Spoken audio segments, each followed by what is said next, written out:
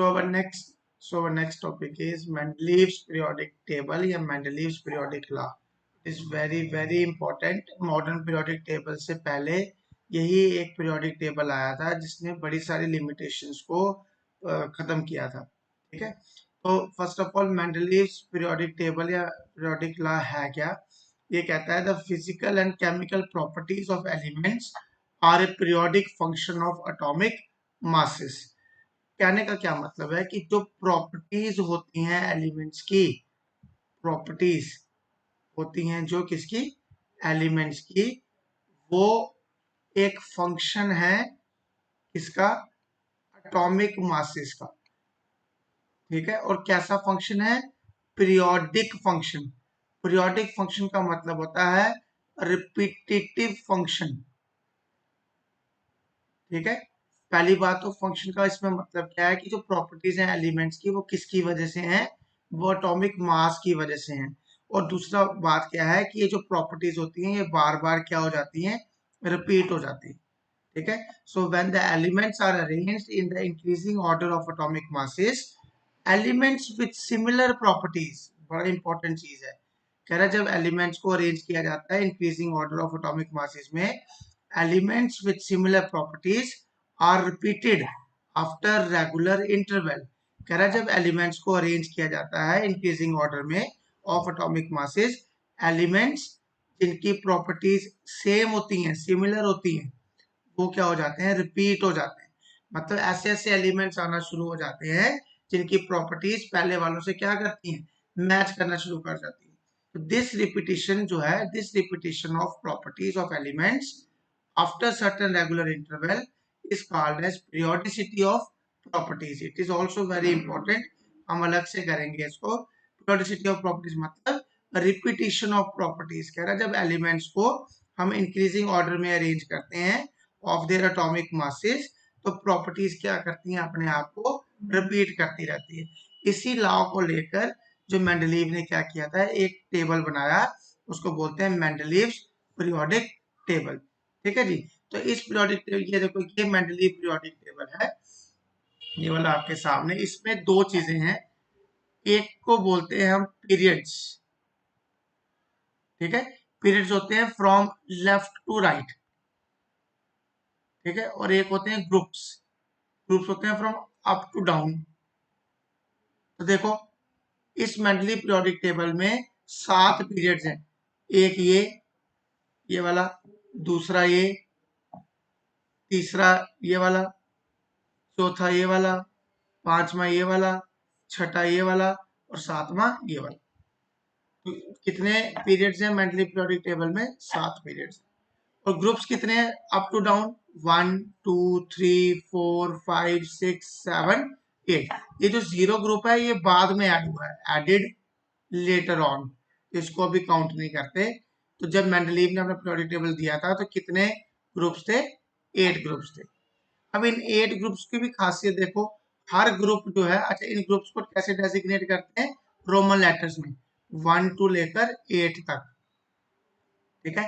अब ध्यान से इस टेबल को देखो, एक्सेप्ट 8th को छोड़ के फर्स्ट में भी दो सब ग्रुप्स हैं, ए और बी.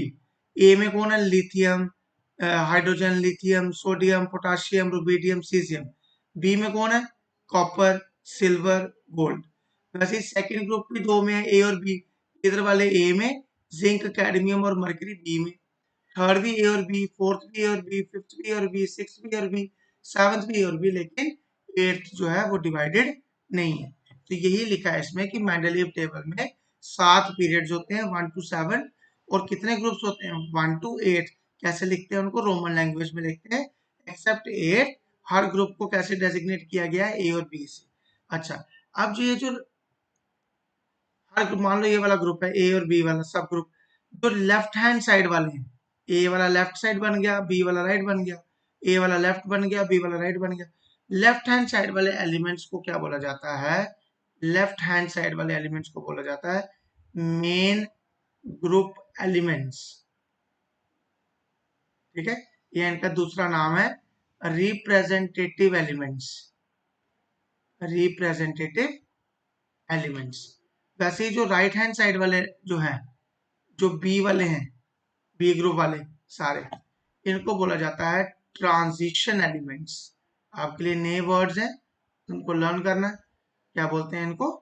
Transition element. तो वही लिखा है कि लेफ्ट हैंड साइड वाले एलिमेंट्स को नॉर्मल या रिप्रेजेंटेटिव एलिमेंट्स बोलते हैं, राइट हैंड साइड वाले को क्या बोलते हैं? ट्रांजिशन एलिमेंट्स बोलते हैं। ठीक है जी। तो देखो अब इसमें ये बड़ा इंपॉर्टेंट है, पेपर में क्वेश्चन आता है, what are the achievements of Mendeleev periodic table. तो सबसे पहली अचीवमेंट है सिस्टमैटिक स्टडी ऑफ एलिमेंट। देखो जब मेंडलीव ने अपना पीरियोडिक टेबल दिया सिर्फ 63 एलिमेंट्स डिस्कवर थे, तो उसने इनको फर्स्ट टाइम ऐसा हुआ कि ग्रुप्स और पीरियड्स में डिवाइड कर दिया, जिससे इनकी स्टडी क्या बन गई? बड़ी आसान बन गई। उसने सिर्फ दो ही चीजें ध्यान रखी, एक एटॉमिक मास और दूसरी क्या ध्यान रखी? Grouping of similar elements together, मतलब जिनकी प्रॉपर्टीज आपस में मैच करती थी उनको उसने क्या कर दिया? एक ही ग्रुप में डाल दिया। फर्स्ट ये था। सेकंड इसने क्या किया? Correction of doubtful atomic masses. तो ये क्या मतलब है? देखो ये एक एग्जांपल है बेरिलियम। आप टेबल को देखो, बेरिलियम यहाँ पे खड़ा है, कहाँ पे? लिथियम और बोरॉन के बीच में। लिथियम का एटॉमिक मास है 6.9, बोरॉन का है 10.8, बेरिलियम का क्या है? 9। तो बीच में इंक्रीजिंग ऑर्डर है ना, 6.9, 9, 10, 12, 14, तो इंक्रीजिंग ऑर्डर में चल रहा है। तो बेरिलियम का है लिथियम और बोरॉन के बीच में। लेकिन मेंडलीव से पहले ऐसा नहीं था। बेरिलियम का गलती से एटॉमिक मास काउंट कर लिया गया था 13.5, जबकि इसका है कितना? 9.0। ठीक है, वो क्यों काउंट कर लिया गया था? देखो एटॉमिक मास निकालने का एक फॉर्मूला होता है, वो होता है इक्विवेलेंट मास। अब ये क्या होता है ये हम बाद में पढ़ेंगे, मल्टीप्लाई वैलेंसी। ठीक है, इक्विवेलेंट मास जो था बेरिलियम का वो 4.5 है। ठीक है, लेकिन गलती से इसकी वैलेंसी पहले कितनी काउंट कर ली गई थी? 3। जब इसको मल्टीप्लाई करें तो आंसर आता है 13.5। उस हिसाब से इसका एटॉमिक मास कितना दे दिया? 13.5।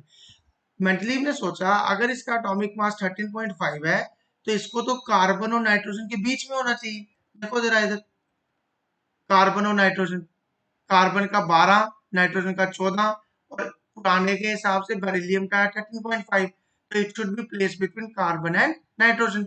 लेकिन जब उसने इसको कार्बन और नाइट्रोजन के बीच में अरेंज करने की कोशिश की, तब उसने देखा कि इसकी प्रॉपर्टीज किसी और एलिमेंट के साथ मैच नहीं कर पा रही, जिसकी वजह से उसको पता लग गया कि बेरिलियम जो है कार्बन और नाइट्रोजन के बीच में नहीं आएगा।